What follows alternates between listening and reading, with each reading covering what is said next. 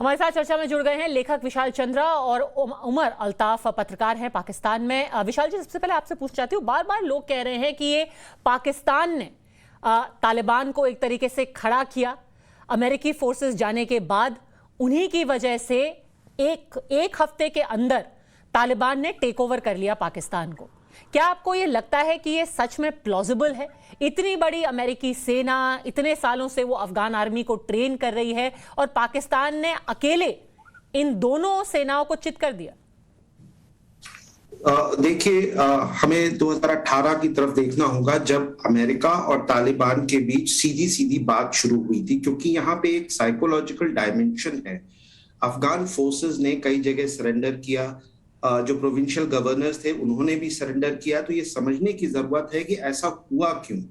2018 में जब अमेरिका और तालिबान के बीच सीधी सीधी बात शुरू हुई और फिर 2020 में समझौता हुआ, इस दौरान अफगान सरकार बातचीत का हिस्सा नहीं थी। उनको इन्फॉर्म किया जाता था, पर उनकी जो राय थी वो कोई बहुत मायने नहीं रखती थी। तो एक सिस्टमैटिक तरीके से इलेक्टेड गवर्नमेंट जो अफगानिस्तान की थी उसको दरकिनार किया गया। और जब एग्रीमेंट साइन हुआ फरवरी 2020 में, उसके बाद एग्रीमेंट में जैसा कॉन्फिडेंस बिल्डिंग मेजर्स की बात कही गई, तो काबुल में सरकार से उम्मीद की गई कि वो 5000 हार्डकोर मिलिटेंट, जिसमें तालिबान ज्यादा थे और अलकायदा के भी थे और अन्य गुटों के भी थे, उनको सबको छोड़ना पड़ा। और बाद में तालिबान ने कहा कि आपको और 6-7 हजार छोड़ने पड़ेंगे। तो गवर्नमेंट जो थी वो बराबर आइसोलेटेड फील कर रही थी। और कहीं ना कहीं मैसेज आर्म फोर्सेस में भी गया, जो लोकल एडमिनिस्ट्रेशन था वहां पे भी गया।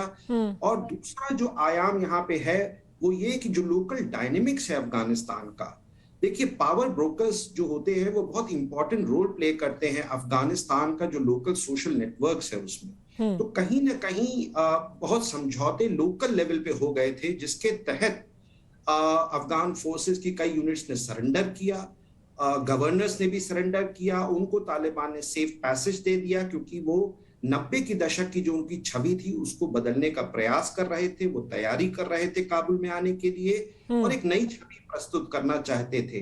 इसलिए उन्होंने विकल्प दिया कि आप पैसेज हम आपको दे रहे हैं, आप अपने वेपन्स हैंड ओवर कर दीजिए, अपनी व्हीकल्स हैंड ओवर कर दीजिए, बेसिस हैंड ओवर कर दीजिए, सिक्योरिटी पोस्ट हैंड ओवर कर दीजिए। और जो गवर्नर्स थे उनकी ट्रेजरी उनके हाथ चली गई, सारे वेपन्स चले गए। तो इस समझौते की वजह से हिंसा तो कम हुई, लेकिन कहीं ना कहीं जो सिस्टम था पूरा जो 20 साल में खड़ा था वो ढह गया। उमर